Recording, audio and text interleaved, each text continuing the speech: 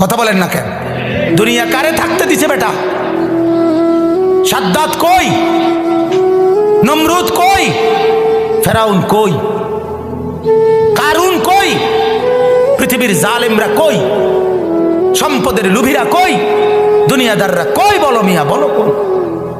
কেউ টিকছে দুনিয়া? কেউ টিকছে? আমরা কিতাবে পড়ছি ভারতের দিল্লির এক বাদশা ছিল শের শাহ।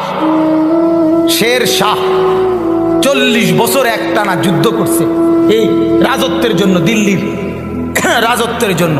ওনার বয়স যখন 65, তখন উনি দিল্লির বাদশাহী পুরা পাইছে। সেদিন পাওয়ার পরে একদিন আফসুস করে বলতেছে, হায় দুনিয়া, তুই আমারে যখন ধরা দিলি তখন আমার কবরে যাওয়ার সময় হয়ে গেল। মানে আজ 40 বছর মেহনত কইরা দুনিয়া যখন বাদশাহী নিলাম, তখন আমার কি শুরু হয়ে গেল? কবরে যাওয়ার টাইম। দুর্বল হয়ে গেলাম তখন। দুনিয়া মনি, দুনিয়া বড় ধোকা দেয়।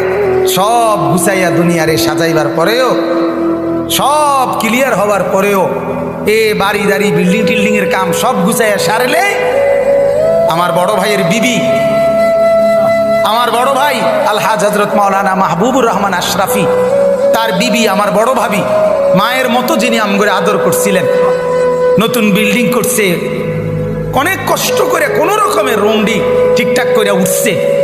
এরপরে আপনার বুধবার দিন নতুন ঘরের বাজার করছে, চাল ডাল তেল সব কিনা, চালগুলো সব ড্রামের মধ্যে পড়ছে, তরকারি ফ্রিজে কুইটা রাখছে।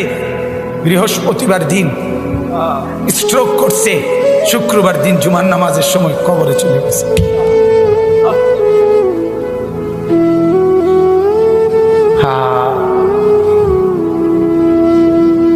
আগামীর পৃথিবী, আগামীর সামনে দাজ্জাল বাজান, আগামীর সামনে দাজ্জাল। দাজ্জাল দেখা যায়, দাজ্জাল দেখা যায়, কিয়ামত দেখা যায়। ইকতারাবা লিন্নাসি হিসাবুহুম, আল্লাহ বলে হিসাবের সময় কাছায় গেছে বান্দা। ইকতারাবাতিস সাআ, আল্লাহ বলে কিয়ামত ঘনায় গেছে বান্দা।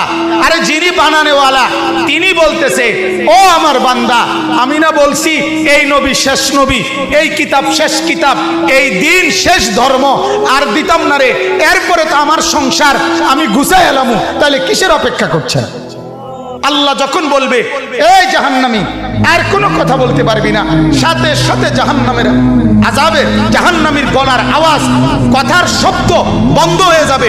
এরপরে আর কোনো শব্দ জাহান্নামী উচ্চারণ করতে পারবে না।